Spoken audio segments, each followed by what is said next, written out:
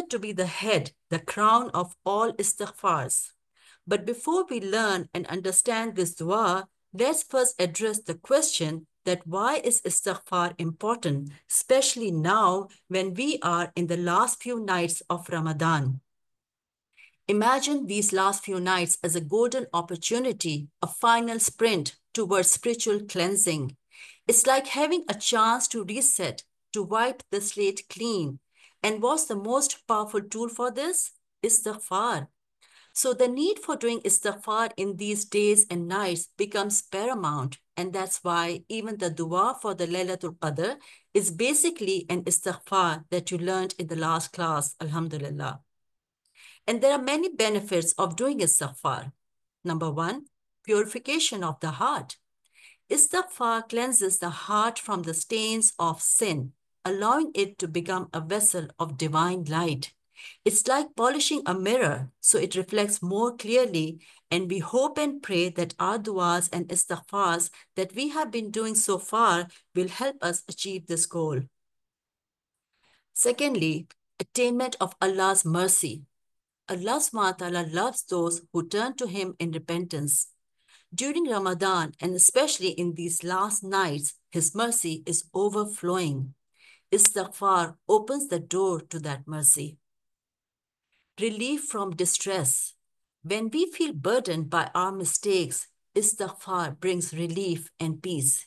It's like releasing a heavy weight from our shoulders. Increase in sustenance. The Prophet ﷺ said that whoever constantly seeks forgiveness, Allah SWT will grant him relief from every worry, a way out from every hardship, and provide for him from sources that he never expected. And lastly, but not the least, entry to Jannah. Ultimately, istighfar is a pathway to paradise. It's a recognition of our shortcomings and a sincere plea for Allah's forgiveness. And once we are forgiven, we are on our way to Jannah, inshallah. Now let's learn about the dua which is known as Sayyidul Istighfar, the master prayer for forgiveness. Shaddad ibn Aus anhu reported that the Prophet ﷺ said, the best supplication for forgiveness is to say, Allahumma anta rabbi, la ilaha illa ant, khalaqtani wa ana abduka, wa ana ala ahdika wa ba'dika mastata'at. A'udhu bika min sharri ma sana'at.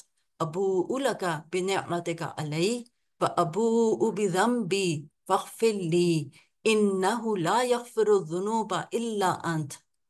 O Allah, you are my Lord. There is no true deity except you. You created me and I am your servant. I abide by your covenant and promise to the best of my ability. I seek refuge with you from the evil of which I have committed. I acknowledge your blessings upon me and I acknowledge my sin. So forgive me, for verily none forgives sins except you. The Prophet ﷺ added, if someone recites this during the day with firm faith in it and dies on the same day before the evening, he will be one of the people of paradise. And if somebody recites it at night with firm faith in it and dies before the morning, he will be one of the people of paradise. This dua is a profound expression of submission, recognition of our human weaknesses, and hope in Allah's boundless mercy. Let's break it down and explore its meanings. Allahumma anta rabbi, la ilaha illa ant. O Allah, you are my Lord. There is no true deity except you. This opening is a powerful declaration of Tawheed, the oneness of Allah. It establishes our fundamental belief that Allah is the sole creator, sustainer, and master of all existence, including ours. It's the foundation of our faith. Imagine a moment of intense difficulty, a situation where you feel completely lost and helpless. In that moment, turning to Allah, acknowledging His absolute power and sovereignty can provide immense comfort and strength. It's like a lost traveler finally finding their guide. خَلَقْتَنِي وَأَنَا abduka. You created me and I am your servant. This acknowledges our dependence on Allah subhanahu wa ta'ala. We are His creation, and our purpose is to serve Him. This recognition humbles us and reminds us that our existence is not accidental. We all are here to fulfill our obligations and responsibilities. Consider a doctor treating a patient. The doctor may possess great skill, which are also a gift from Allah subhanahu wa ta'ala, but ultimately the healing comes from Allah alone. The doctor is a tool, a servant, facilitating the process. We are all servants of Allah subhanahu wa ta'ala, just like the doctor, fulfilling our roles in His grand design. وَأَنَا عَلَى أَهْدِكَ وَوَعْدِكَ مَا اسْتَطَعْتُ. I abide by your covenant and promise to the best of my ability. This expresses our intention to uphold the covenant we made with Allah subhanahu wa ta'ala, to follow His commands and avoid His prohibitions. It also acknowledges our limitations when we say, to the best of my ability. We strive, but we know that we will fall short. When someone promises to be a good parent, a faithful friend, or an honest employee, they intend to fulfill that promise to the best of their ability. Similarly, when we promise Allah subhanahu wa ta'ala our devotion, we are also committing to do our best. However, just as we sometimes fail in our human promises, we also fall short in our devotion to Allah subhanahu wa ta'ala, and we acknowledge that. But we continue to try and do our best. أعوذ بك من شر ما صنعت. I abide by your covenant and promise to the best of my ability. This expresses our intention to uphold the covenant we made with Allah, to follow His commands and avoid His prohibitions. It also acknowledges our limitations. To the best of my ability, that's what we are saying. We are striving, but we know that we will fall short. أبوء لك بنعمتك علي وأبوء بذنبي. I seek refuge. I acknowledge your blessings upon me, and I acknowledge my sin. This is a crucial part of the dua. It involves acknowledging both the blessings we have received from Allah subhanahu wa ta'ala and the sins we have committed. It's a balance of gratitude and humility. Think of a person who has achieved success in their career. They acknowledge that the ability to do the hard work is also from Allah subhanahu wa ta'ala, and they also recognize the opportunities and ease that Allah subhanahu wa ta'ala created for them. At the same time, they reflect on their past mistakes and shortcomings during the process. This dual recognition is essential for spiritual growth and self-awareness. It helps one realize how much we need Allah's mercy. فَاغْفِرْ لِي إِنَّهُ لَا يَغْفِرُ الذُّنُوبَ إِلَّا أَنْتَ. So forgive me, for verily none forgives sins except you, Allah subhanahu wa ta'ala.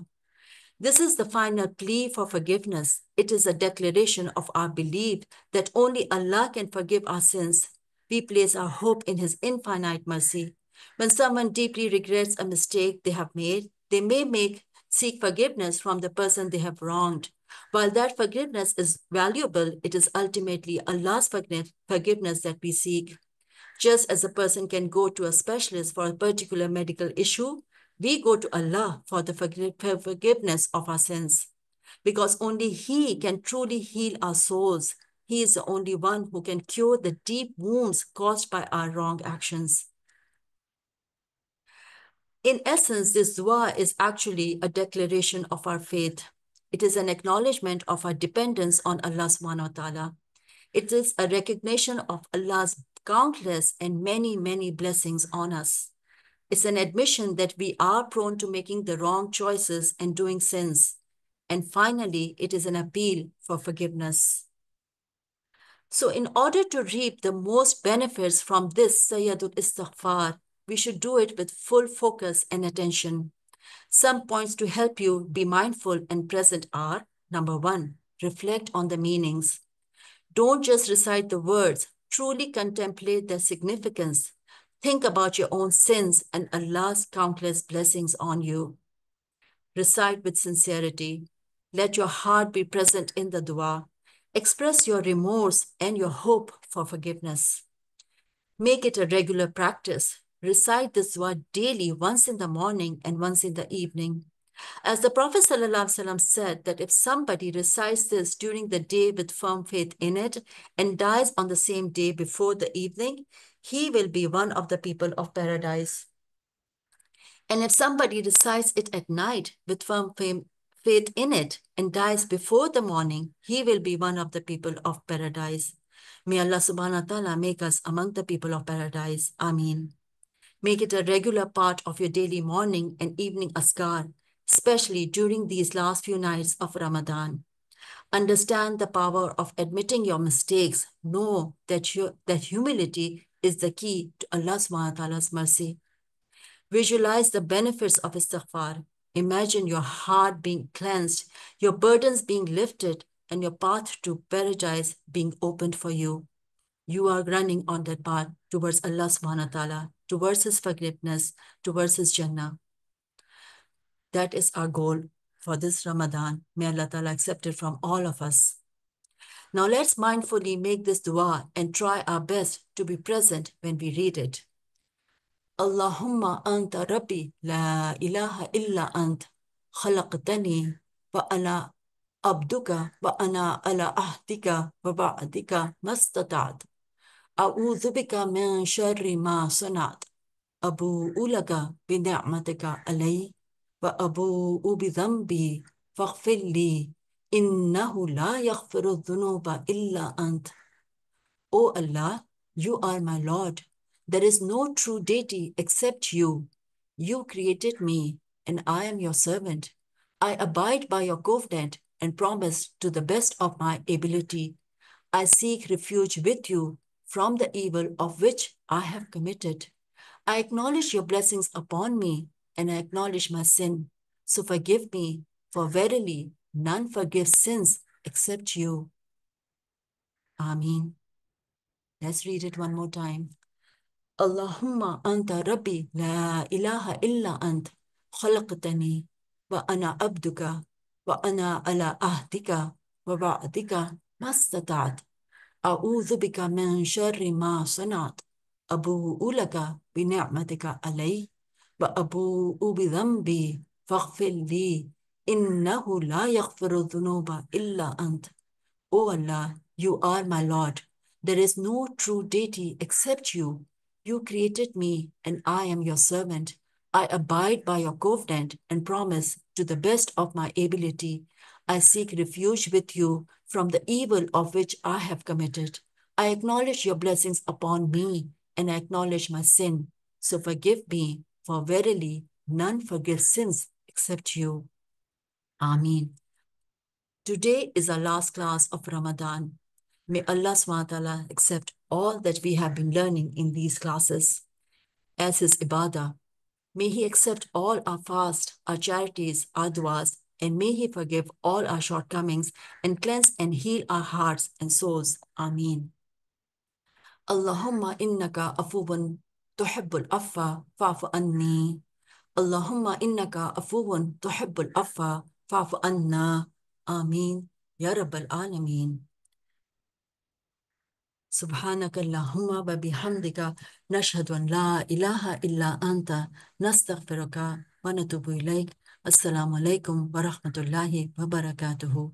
May Allah subhanahu wa ta'ala accept all our duas and make this Ramadan a mean of hujjah for us in the hereafter.